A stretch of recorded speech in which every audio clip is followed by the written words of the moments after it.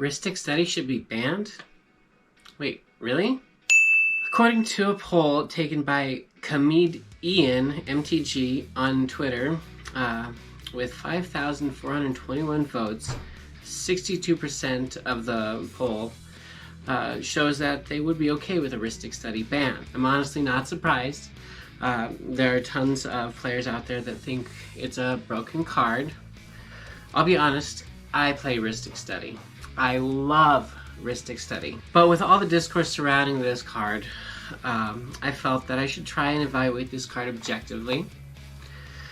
For reference, Rhystic Study is an enchantment that costs 2 and a blue and reads, whenever an opponent plays a spell, you may draw a card unless that opponent pays 1 generic mana. So it's either a tax or a draw. So let's start by comparing this card to cards with similar effects. Let's start with the original card draw enchantment, Rhystic Remora. Rhystic Remora costs 1 blue mana and has a cumulative upkeep of 1.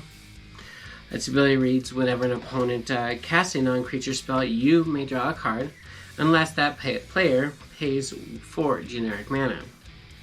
Obviously, Rhystic Study is superior to Rhystic Remora, but Rhystic Remora is a turn 1 play, and in that rare instance, it beats Rhystic Study hands down. Another similar card is Esper Sentinel. Esper Sentinel is also 1-drop that costs a single white. Esper Sentinel reads, whenever an opponent casts their first non-creature spell each turn, draw a card unless that player pays X, where X is Esper Sentinel's power. Esper Sentinel is again inferior to Rhystic Study, except when played on turn 1. Now let's look at some other tax-style cards. Grand Arbiter Augustine IV and Sphere of Resistance both have abilities that force players to pay an additional 1 generic mana to cast their spells. Grand Arbiter only affects opponents, and Sphere obviously affects everyone. Arguably, Grand Arbiter and Sphere are more restrictive than Rhystic Study. Players must pay an additional 1 mana to cast their spells, whereas Rhystic Study is optional. Now, imagine that Rhystic Study read, opponents must pay an additional 1 to cast their spells instead of the draw effect. Now, does that seem more fair than its current version? If you answered yes to that question, then the answer to should Rhystic Study be banned is no, because that's how most competitive players will play against that card. If players always paid the 1, then Rhystic Study is nothing more than a Grand Arbiter Augustine IV without a body, or a one-sided Sphere of Resistance. Cards like Rhystic Study are exactly why you should always run interaction in your deck to deal with them.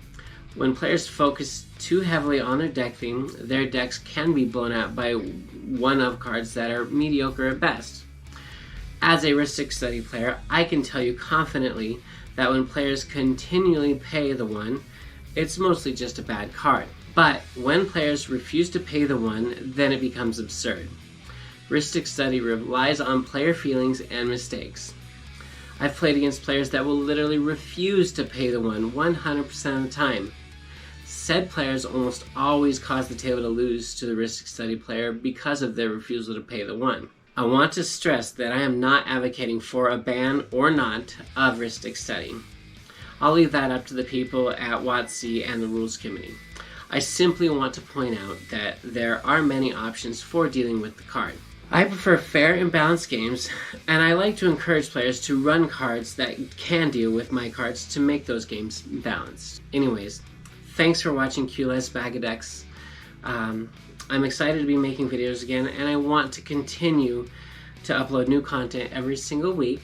If you like my channel and want to help it grow, please consider hitting that subscribe button and give this video a like. I'll see you again in the next one. Bye-bye.